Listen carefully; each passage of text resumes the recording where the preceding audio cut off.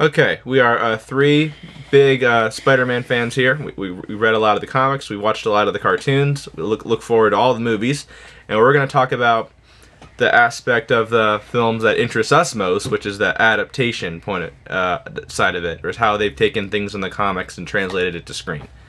And we're going to start, these videos have to be kind of short, we have to make sure it's under 10 minutes, so we're going to jump right into it. First off, there's a lot of elements from the comics they pulled from a lot of different eras of Spider-Man even. And so we're going to dive right in, and we'll start with Harry Osborn as the second Green Goblin, even though they don't actually call him a Goblin. Goblin Jr. Yeah, there is a part where Peter calls him Little Goblin Jr., and that's the only reference I can remember in the film where he's actually a goblin. Other than that, he's just using his equipment to get back at Peter. But I like James. Did you like James Franco in the first film? Well, considering the Harry from the comics based on him, yes. What do you mean? Well, I mean, it's sort of like he's trying to impress his father, screwing up, Yeah. and all that junk. But did you like James Franco though, the actor? Yeah. Yeah, I do too. And what did you think of him when he started going as a villain? What did you think of Franco as a villain? Yeah, I thought he made a really smooth. He wasn't just suddenly becoming the psycho. Yeah, what did you think of Zachary? Did you like the guy that played Harry? Do you think he was like he was in the comics or the cartoon? Sort of. Yeah, sort of, basically. Almost. Just Yeah. His hair was sort of. His hair was different. Yeah, his hair is different. But I lean back. I want to. and so the Goblin's costume was definitely a lot different. It was a big deviation from the comics and from the first movie, actually.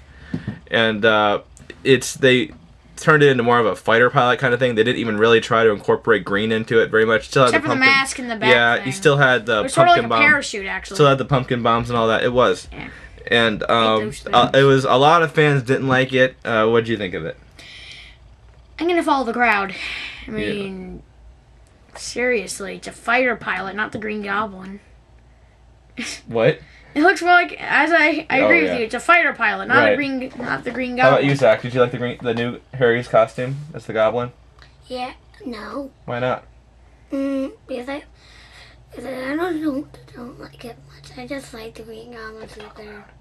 Yeah, and they weren't really trying to get on the idea, oh, it's another Goblin. It was just Harry getting back at Peter. Which that whole storyline of Peter, or Harry thinking that Peter killed his dad, that's definitely something that's in the comics and in the cartoon, right? Oh, Different, yeah, kind motivation. of. Yeah, basically. Not necessarily. And The then, thing is that Spider-Man knows that Harry is a goblin. no, he knows that in the comics. In the comics, Spider-Man knows that Within Harry's 3 pages, and he knows it's Harry knows that Peter is Spider-Man.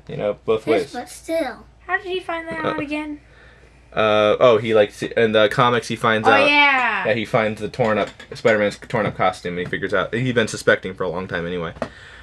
In the first fight in the movie, Harry gets clunked on the head and loses his memory of recent events, including the fact that he thinks Spider-Man killed his dad. He forgets all that, and Peter goes with it, of course. And this is something that happens in the comics where Harry gets a concussion and loses his memory of a lot of the preceding events. It takes him a while to get it back.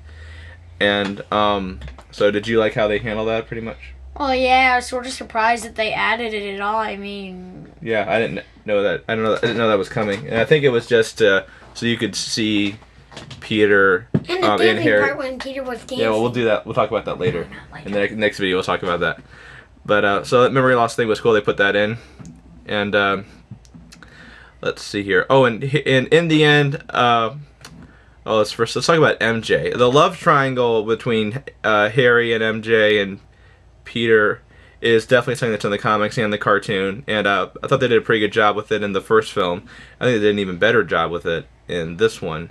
Because they tied it into all the symbiote thing and everything. And that's what's cool about adaptation with comic book, because you have to tie all these elements together. So did you like how they handled that? Well, the love triangle is pretty good considering it all, but...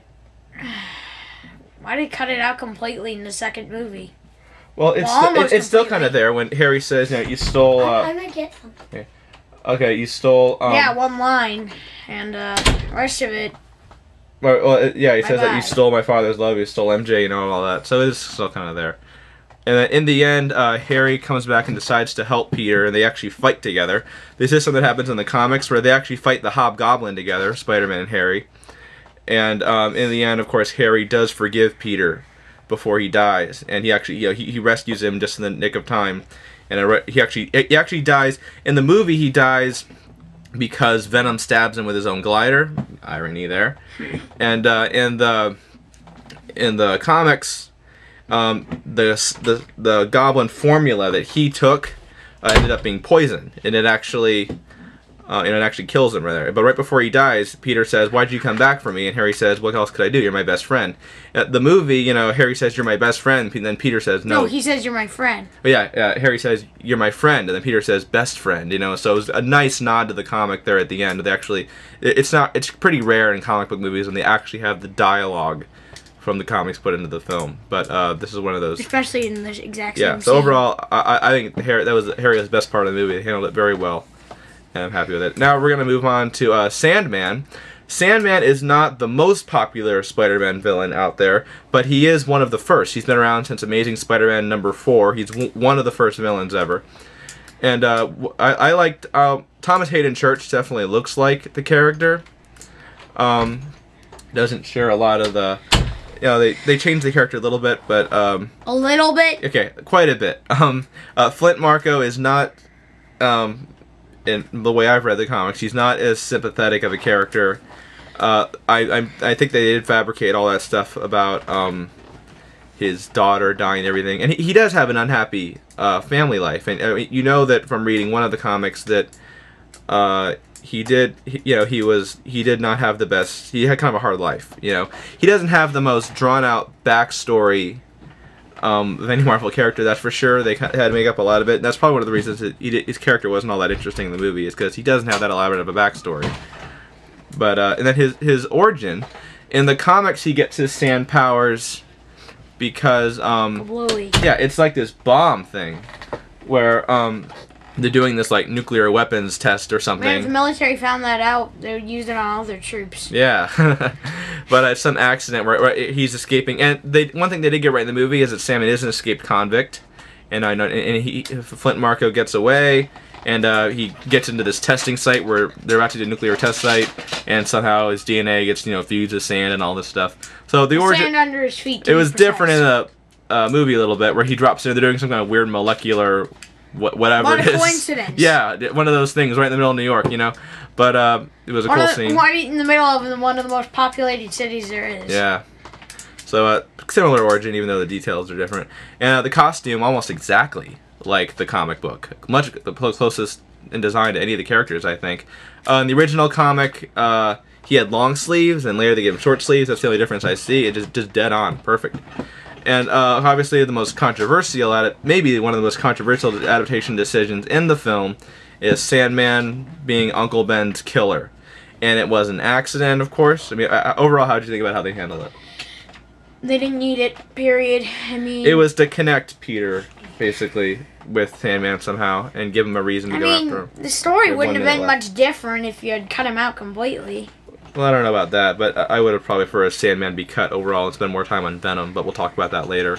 Yeah. But the most important thing about that is that if Peter had stopped that guy from going past when he had the chance, then he would not have bumped into... Don't do that. He would not have bumped into Sandman, and the gun wouldn't have gone off. So Peter's decision still killed Uncle Ben, essentially. So that's still there. I mean, I'm glad that's still there, but I just... Having a villain, like... Having a Sandman kill Uncle Ben is just too much for me. You're messing with one of the most important scenes in the film. Basically, and I didn't like that. Overall, I thought Sandman could have been cut. Even the action scenes I didn't think were that great, and I had high expectations for Sandman visually, because he's such a fun visual in the comics. You can do so many things. Well, personally, I didn't like it. Yeah. But, so that's it for part 1 right now. In the next one, we're going to talk about the symbiote and Venom and maybe a little more. And, so... Adios, amigo. Yeah. Stay tuned for part 2.